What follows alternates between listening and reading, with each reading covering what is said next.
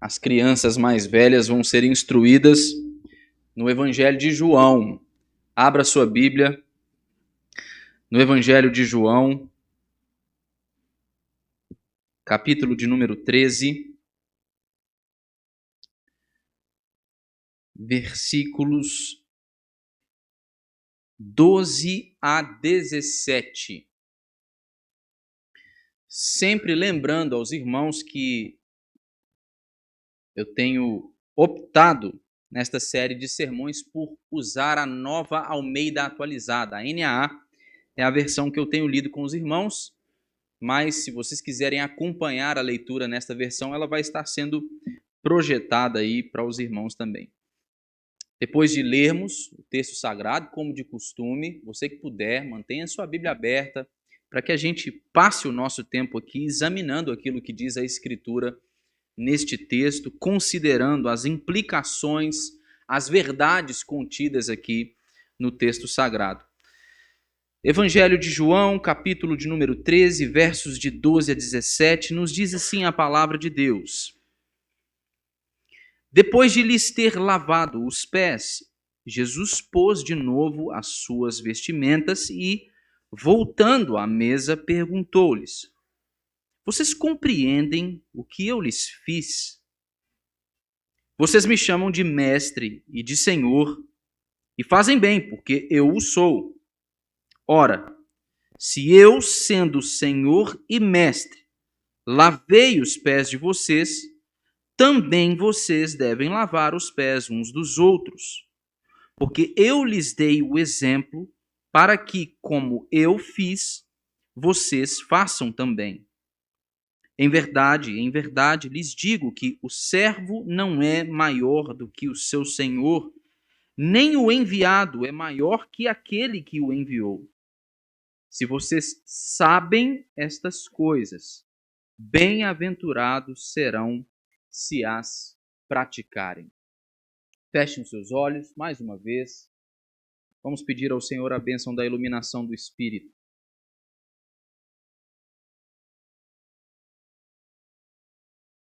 Deus bendito, nós cremos que a tua palavra ela é viva. Do contrário, todo esse exercício, toda a dedicação deste tempo para considerarmos aquilo que diz a palavra do Senhor, ou seria hipocrisia nossa, ou seria tolice. A razão por que nós nos quedamos diante da presença do Senhor. A razão por que, Senhor, nós nos assentamos aos teus pés é porque nós cremos que a palavra do Senhor ela é viva e ela é poderosa. A tua palavra foi lida aqui, Senhor. A tua palavra será explicada. Mas, Senhor, para que a tua própria palavra ela produza em nós os frutos que o Senhor mesmo deseja produzir, nós precisamos, Senhor, de uma ação poderosa do Espírito, confirmando essas verdades, Senhor, abrindo os olhos aos cegos, abrindo mentes para compreenderem a verdade do Evangelho, abrindo os corações para que se rendam ao Senhor e ao seu Cristo. Senhor, sem esta iluminação do Espírito, sem este poder do Senhor para convencer o pecador, para torná-lo ciente da justiça do Senhor, do juízo do Senhor, Senhor, todo o nosso exercício é vão. Ele é vão. É por isso, Senhor, que nós pedimos, nós suplicamos. Senhor, nós precisamos disso, o Senhor nos conhece. Nós não podemos viver sem a palavra do Senhor. Senhor, nós suplicamos, fale conosco. Nos instrua esta noite. Nós queremos ouvir a voz do Senhor. Queremos nos alimentar das tuas palavras. Queremos viver, Senhor. Vivifica-nos pelo poder da tua palavra. Nós te pedimos em nome de Jesus. Amém. Irmãos, o Catecismo de Heidelberg, na sua primeira resposta, ele vai nos apontar aquela que é a natureza do verdadeiro discipulado cristão. Ele responde à pergunta que diz respeito qual é o fundamento da nossa vida ou a esperança de nossa vida, seja na vida ou mesmo na morte. E ele apresenta a seguinte resposta. Ele diz: eu, com corpo e alma, tanto na vida quanto na morte, não sou de mim mesmo, porém pertenço ao meu fiel Salvador Jesus Cristo, que com precioso sangue me purificou completamente de todos os meus pecados. Qual é a esperança cristã? Qual é o fundamento da vida cristã e do verdadeiro discipulado? O Catecismo de Heidelberg responde. Ele diz: eu não sou de mim mesmo. Eu pertenço ao Senhor. Eu tenho um dono. Essa é a minha esperança. Este é o fundamento da minha vida. Jesus ele não nos deu a sua vida, irmãos, apenas para que nós nos tornássemos pessoas melhores. Jesus não sacrificou a sua própria vida pelo seu povo para que nós nos tornássemos pessoas bem-sucedidas, para que os nossos sonhos fossem realizados, ou para que nós agora fôssemos capazes de abraçar alguma espécie de padrão moral e exibi-lo em nossas vidas. Não é esta a razão porque Jesus deu a sua vida pelo seu povo. Ele nos comprou, irmãos, com seu precioso sangue para que nós nos tornássemos novas criaturas, para que nós fôssemos feitos novas pessoas. Não um tipo qualquer de pessoa, mas pessoas feitas ou refeitas à sua imagem e semelhança. Jesus ele é agora, por causa de seu sacrifício, de sua entrega, por causa de ter derramado todo o seu sangue para comprar os seus eleitos, ele é o nosso dono. E se Jesus ele é o nosso dono, irmãos, então nós devemos obedecê-lo. Nós devemos andar assim como também ele andou. E esse texto que nós lemos do Evangelho de João nos mostra um pouco acerca disso. Jesus, ao lavar os pés sujos dos seus discípulos aqui, irmãos, ele estava fazendo muito mais do que simplesmente encenar um ato moral qualquer. Jesus ele estava encenando o ato sacrificial sublime que ele estava por realizar. Para além de lavar alguns pés sujos, para além de lavar alguns pés empoeirados, Jesus estava prestes a dar a sua vida como oferta para a purificação dos pecados de seu povo. E era isso o que Jesus estava demonstrando por meio dessa parábola. Era uma encenação do tipo de entrega que ele ainda estava por realizar. Contudo, é certo que os seus discípulos, eles não podiam compreender o significado profundo do que Jesus estava a fazer naquele exato momento quando ele se pôs a lavar os seus pés. O próprio Jesus já havia identificado isso.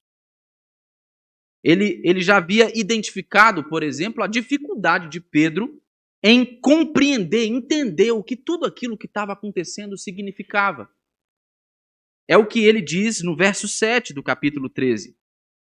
Quando Pedro se assusta com a atitude de Jesus, quando Jesus se aproxima para poder lavar os seus pés, ele olha para Jesus e pergunta: o senhor vai lavar os meus pés? Era como se ele estivesse perguntando: o que está acontecendo?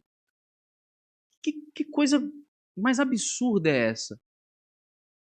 Jesus então responde: o que eu faço você não compreende agora, mas você vai entender depois, Pedro. Seus discípulos não podiam entender exatamente que aquele ato do lava-pés era uma encenação desta entrega, deste ato sacrificial sublime.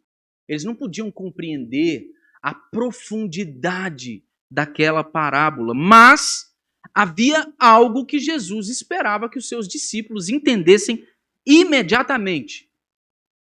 Havia algo que, através desse ato de Jesus, de lavar os pés dos seus discípulos, Jesus desejava que eles compreendessem de imediato. Enquanto Jesus lavava os pés dos seus discípulos, Jesus estava também oferecendo a eles um exemplo que eles deveriam imitar. E esta parábola encenada por Jesus aqui, ela tinha implicações para a vida de seus seguidores. Eles precisavam entender isso. Eles precisavam compreender quais eram as implicações práticas daquilo que Jesus estava fazendo. João percebeu isso, irmãos, em seu evangelho. João percebeu que no ato do lava-pés, Jesus ele estava mostrando aqui duas verdades distintas. Existiam duas verdades sendo expressas aqui por meio do ato de Jesus. Mas embora sejam duas verdades distintas, elas são também duas verdades inseparáveis. Verdades inseparáveis que dizem respeito a Ele mesmo, ao próprio Cristo. A primeira verdade que Jesus estava mostrando, e que era provavelmente aquela que seus discípulos não podiam entender, é que Ele era o Salvador deles. O Salvador que estava prestes a dar a sua própria vida em sacrifício pelos seus pecados. E a segunda verdade, uma verdade inseparável, porém distinta, é que Jesus, além de ser o Salvador daqueles homens, ele era também o exemplo deles. Era o exemplo a ser seguido. Era o exemplo a ser imitado. Eles deveriam andar assim também como ele andou. Aqueles discípulos, irmãos, eles tinham de ser capazes de compreender que, como Cristo era o seu Senhor, como então Cristo era o seu mestre, portanto, eles deveriam então obedecê-lo, eles deveriam imitá-lo. E é sobre isso que esse texto fala, e é sobre isso que nós vamos meditar hoje. Esse texto nos mostra o caminho, irmãos, para que nós nos tornemos imitadores de Jesus. E eu quero delimitar este caminho com os irmãos através de 3 pontos que nós vamos considerar ao longo desta noite. O primeiro ponto para que nós nos tornemos imitadores de Jesus, que nós devemos considerar é: nós devemos compreender o que Jesus fez e quem Jesus é. Se você deseja se tornar um imitador de Jesus, se você deseja andar nos passos de Jesus, você precisa compreender o que Jesus fez e você precisa compreender quem Jesus é. Jesus queria que seus discípulos compreendessem o significado daquilo que ele viria trazer, daquilo que ele estava prestes a fazer por eles, e em razão disso, em razão de compreenderem aquilo que Jesus estava prestes a saber, Jesus queria que os seus discípulos eles fossem capazes também de estabelecer conexões entre o que ele havia feito e entre o que eles também deveriam fazer agora em consequência disso, como resultado disso. É por isso, observe o verso de número 12, que Jesus, depois de ter lavado os pés dos discípulos, depois de ter colocado novamente as suas vestes de cima, depois de ter tomado assento à mesa mais uma vez, Jesus então perguntou, como nós percebemos no verso de número 12, vocês compreendem o que eu lhes fiz? Vocês sabem o que aconteceu aqui agora? Vocês conseguiram perceber? Será que a gente está aqui em um estado de sintonia? Está claro para vocês o que eu acabei de fazer aqui? O que se esperava que esses discípulos respondessem? Qual deveria ser a resposta dos discípulos de Jesus? Eles deveriam entender que quando Jesus ele se levantou da ceia, quando ele se ajoelhou para lavar os pés daqueles discípulos, de cada um deles, e de cada um deles que eram homens orgulhosos demais para terem os seus pés lavados pelo Mestre, quando ele então tirou a toalha com a qual ele havia se cingido, quando ele tomou suas vestes, quando ele voltou para a mesa, ele nos apresentou um modelo básico da vida cristã. Era isso que eles deveriam responder. Eles deveriam ter compreendido isso. É esse tipo de humildade e disposição para o serviço que nós devemos demonstrar também na nossa vida comunitária. É dessa maneira que o nosso ministério deve se desenvolver também. Serviço humilde de uns para com os outros. Eles deveriam compreender o que Jesus acabara de fazer por eles. E nós também. Se nós desejamos, irmãos, sermos imitadores de Jesus, nós devemos compreender o exemplo de Jesus. Nós devemos compreender que aquilo que Jesus faz tem implicações práticas para os seus discípulos. Nós devemos entender, compreender que os atos de Jesus são atos que devem ser replicados, copiados pelo seu povo. Mas nós não devemos simplesmente compreender o que Jesus fez, irmãos. Nós devemos também compreender quem Jesus é, quem ele é. O valor do ato do lava-pés aqui, meus irmãos, não reside no fato de que um mestre proeminente, muito inteligente, que ensinava como poucos, com um pequeno grupo de discípulos, deu a eles uma bela lição de humildade, de como eles deveriam se dispor uns para com os outros. O grande mistério e o valor profundo do ato do lava-pés, irmãos, reside no fato de que isso foi feito pelo próprio Deus encarnado. Era Deus que estava lavando os pés daqueles homens. Era o Senhor da glória. Era o Rei dos céus. Era o Verbo que se fez carne. Era o Filho do Deus vivo, que esteve por toda a eternidade face a face com Deus. Foi ele que lavou os pés daqueles homens. E este é o valor profundo do lava-pés.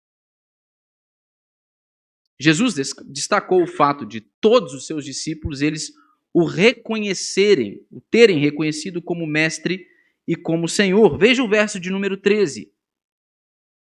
Ele diz assim: vocês me chamam de mestre e de Senhor, e fazem bem, porque eu sou.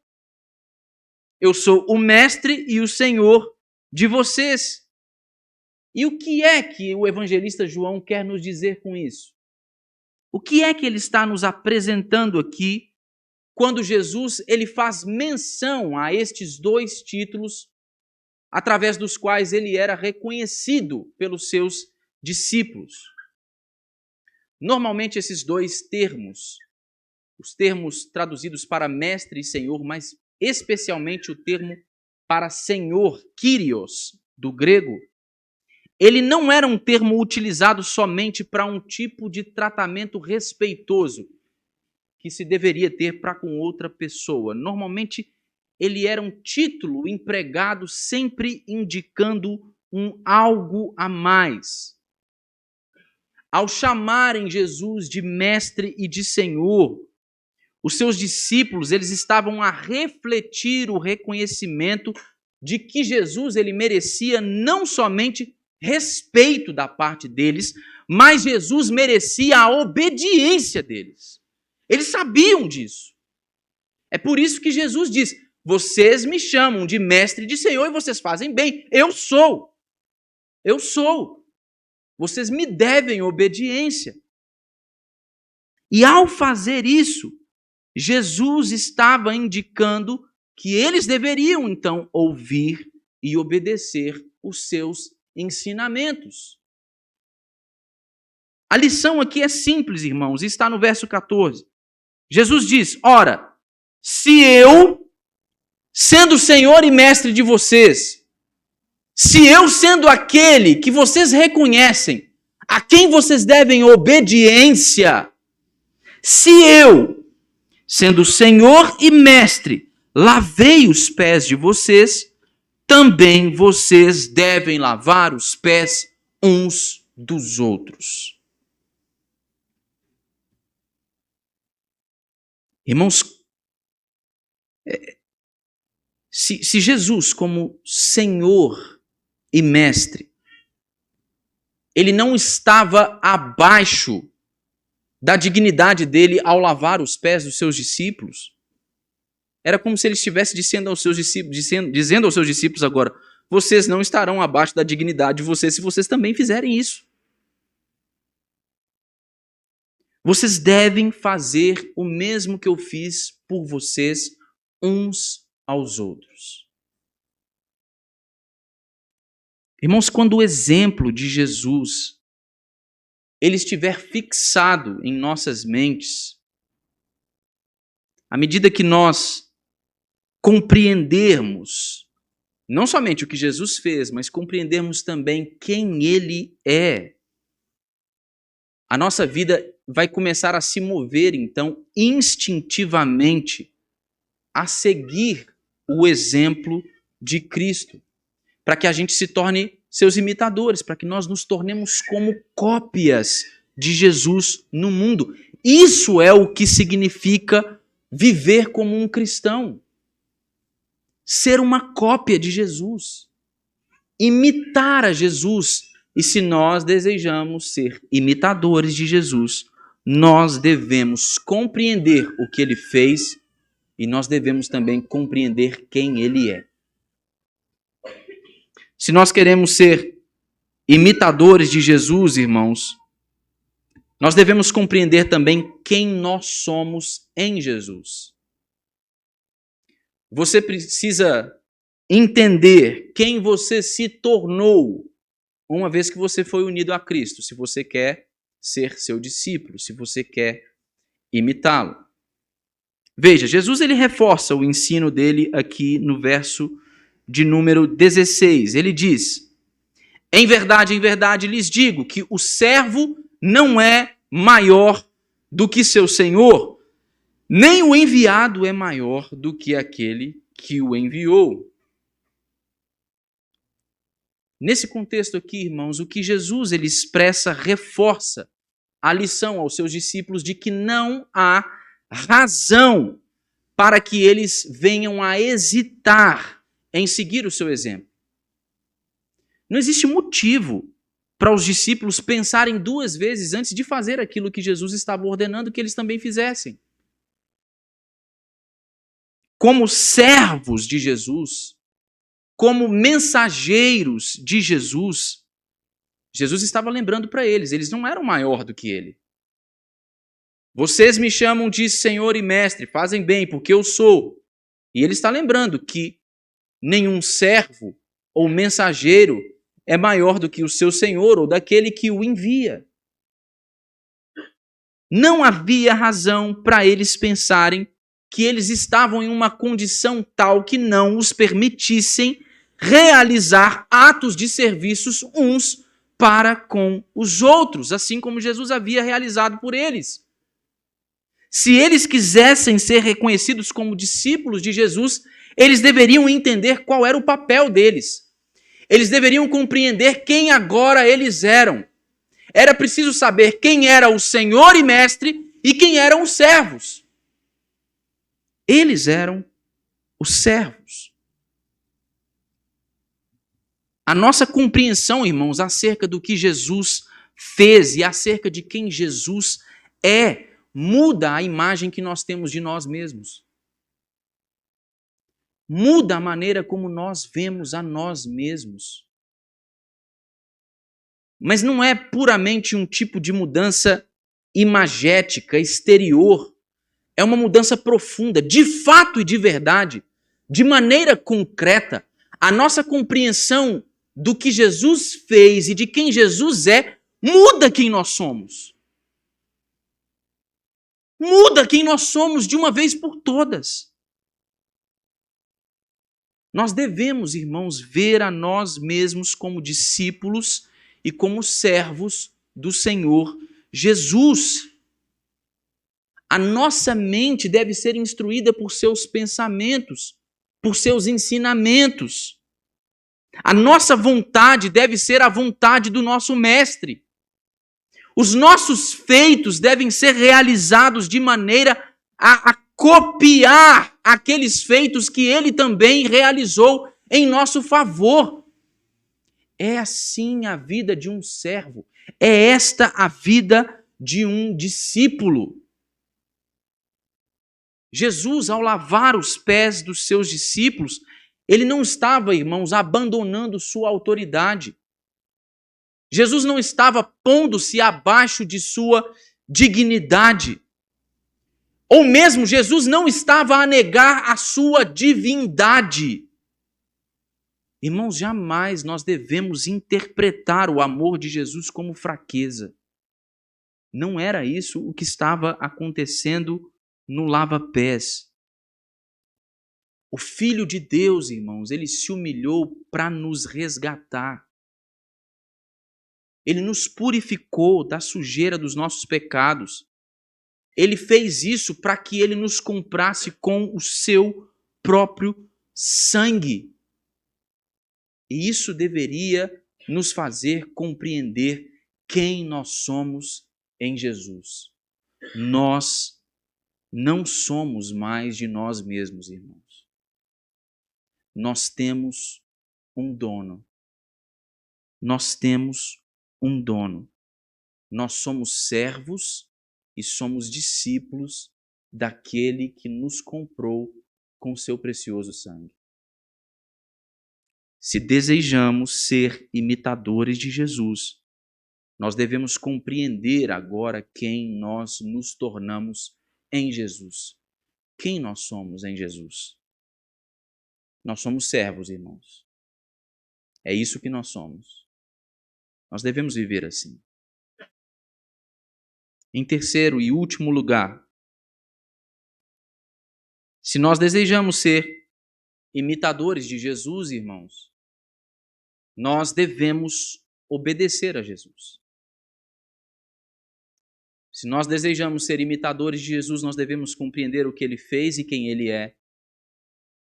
Nós devemos compreender quem agora nós somos em Cristo, unidos a ele, e nós devemos obedecê-lo. Jesus ele conclui aqui a sua instrução no verso de número 17. Ele diz assim: se vocês sabem essas coisas, bem-aventurados serão se as praticarem. Irmãos, na vida cristã, saber é uma coisa. Uma coisa é saber o que nós devemos fazer. Uma coisa é olharmos para o ato de Jesus, refletirmos sobre ele e chegarmos à conclusão que, de fato, é dessa maneira que nós deveríamos agir também. Uma coisa é saber o que se deve fazer na vida cristã, mas uma outra coisa muito diferente é, de fato, fazer o que deve ser feito. E o que é que Jesus está nos ensinando aqui no verso de número 17? Ele está nos ensinando que a bênção derivada desta relação de comunhão que nós podemos ter com Jesus como seus servos e discípulos, ela vem não com conhecimento, mas ela vem com a ação. Se vocês sabem todas essas coisas, vocês serão bem-aventurados se as fizerem. O ensinamento de Jesus no final do Sermão do Monte, irmãos, conclui de forma muito semelhante. Vocês se lembram que Jesus, no capítulo 7 de Mateus, ele faz uso de uma parábola para concluir o seu Sermão da Montanha. É a parábola dos dois construtores. Lá naquela parábola, nós sabemos que a destruição da casa construída sobre a areia, ela simboliza o destino daqueles que ouvem o ensinamento de Jesus, mas não obedecem às suas palavras. Enquanto a sobrevivência daquele construtor que construiu a sua casa sobre a rocha, ela simboliza a bênção experimentada por aqueles que ouvem a palavra de Jesus e obedecem à palavra de Jesus. Tiago nos instrui de maneira semelhante também, irmãos. Também por meio de uma metáfora. Tiago, no capítulo de número 1, entre os versos 22 e 25, ele nos instrui e nos exorta a não sermos ouvintes negligentes da palavra de Deus. Ele diz que aquele que ouve a palavra de Deus e não põe em prática, ele é tolo, ele engana a si mesmo. E ele faz uso de uma metáfora, que é a metáfora do espelho. Ele diz que aquele homem que ouve a palavra de Deus, que recebe a instrução do Senhor e que não obedece, não põe em prática aquilo que o Senhor lhe ordena, é como um homem que vê o seu próprio reflexo no espelho e ao virar as suas costas, logo se esquece daquilo que ele viu. Ele não se lembra da imagem refletida mais naquele espelho. Tiago nos ensina que aquele que ouve e pratica a palavra de Deus é um bem-aventurado. E é o que Jesus está nos ensinando aqui também, irmãos. Há uma bênção que nós nunca iremos experimentar enquanto nós insistirmos em defender a nossa própria dignidade. Enquanto nós continuarmos a achar que se ajoelhar para lavar os pés do nosso semelhante é algo humilhante demais. Existem bênçãos do Senhor que estão reservadas somente aos humildes, irmãos. Somente aqueles que servem.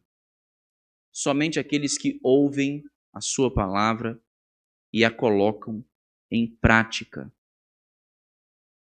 Se nós estivermos dispostos, irmãos, a nos ajoelhar, a diminuirmos em estatura, para servirmos o nosso próximo, então nós seremos bem-aventurados.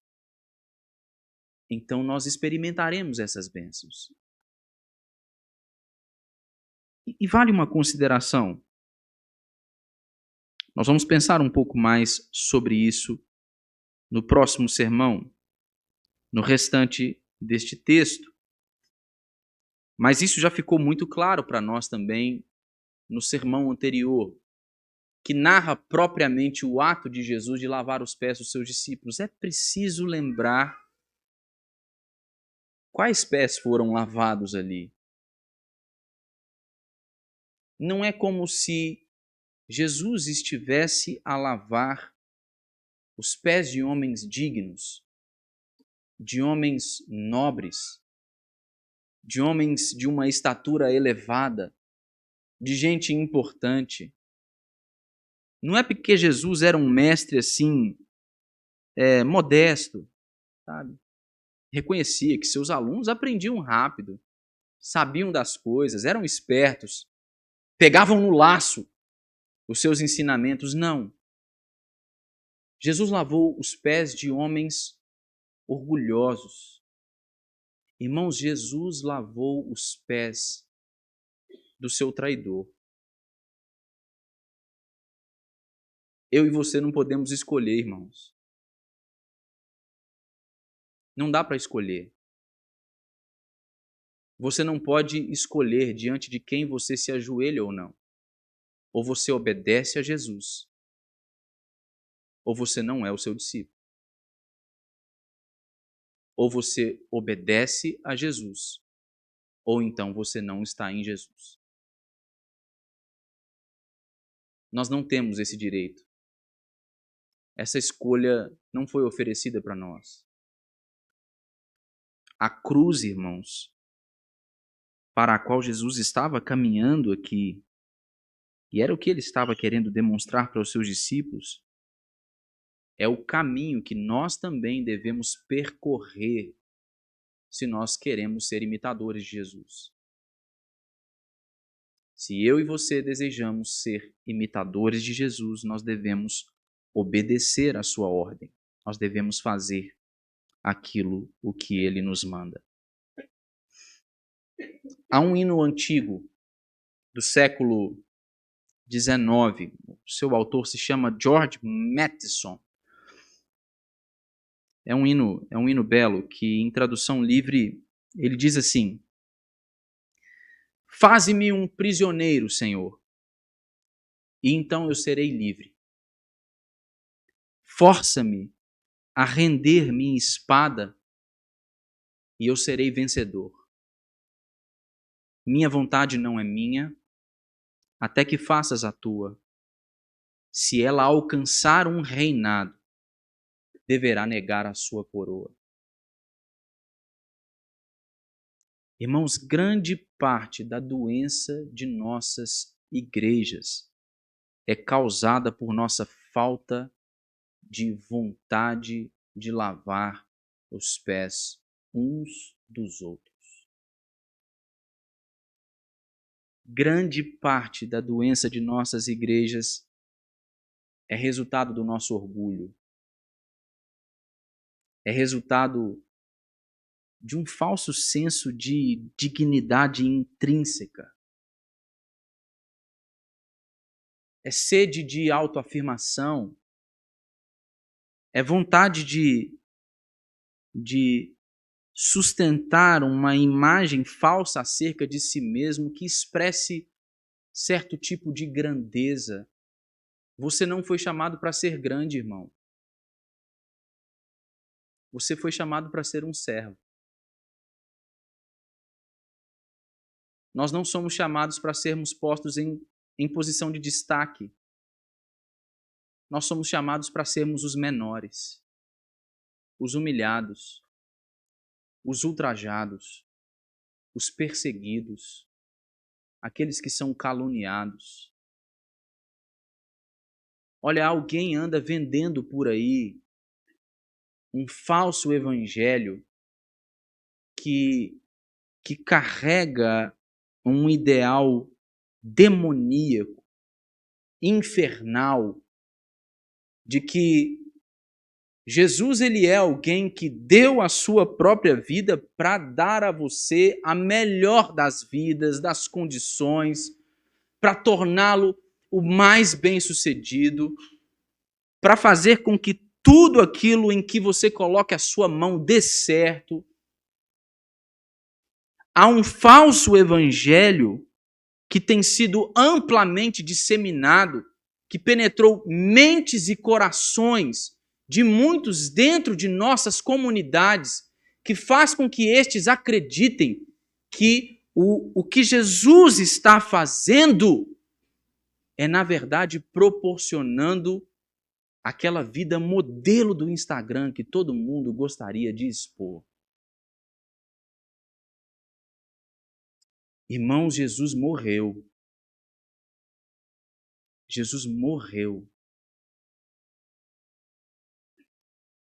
Foi para este lugar que a sua obediência o levou. O que você acha que vai acontecer com você se você obedecê-lo?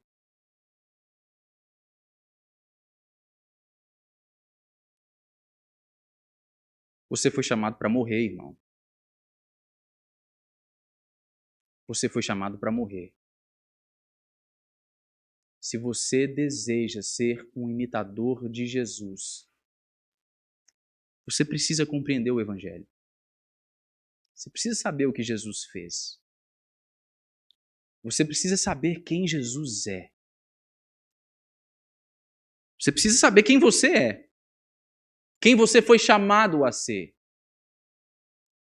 E você precisa obedecê-lo. Mas, irmão, não há desestímulo nessas palavras. Não há vergonha em seguir Jesus. Não há razão para ter medo. Aquele que nem mesmo a morte pôde vencer tem todo o poder para, se nós também morrermos, nos fazer ressuscitar naquele último dia. Essa é a promessa do Evangelho. É o que o apóstolo Paulo nos diz em sua carta aos Romanos. O Deus que não negou o seu próprio Filho, porventura não poderá dar a vocês todas as coisas. Mas não são essas coisas que esse falso evangelho aí fora tenta convencer você que Jesus está querendo dar para vocês. São as coisas que importam de verdade. São aquelas que resultam em vida eterna. São aquelas que fazem com que homens e mulheres, anos após anos, eras após eras, durante toda a história da igreja, não se sintam ameaçados, nem mesmo à sombra da morte, porque eles sabem que o seu Redentor vive. E eles, portanto, irão viver também. Irmãos, que o Senhor tenha misericórdia de nós. Lavar os pés uns dos outros é coisa difícil. Todos nós temos muitas coisas em nós que irritam uns aos outros. Nós somos pessoas difíceis de serem amadas. Nós temos muitos pecados. Mas nós encontraremos descanso para a nossa alma, nos lembrando do que Jesus fez. Não só lavando pés empoeirados, lavando a sujeira do pecado do nosso coração com seu precioso sangue e nos fazendo novas criaturas, a saber, servos e discípulos. Isso é o que nós somos.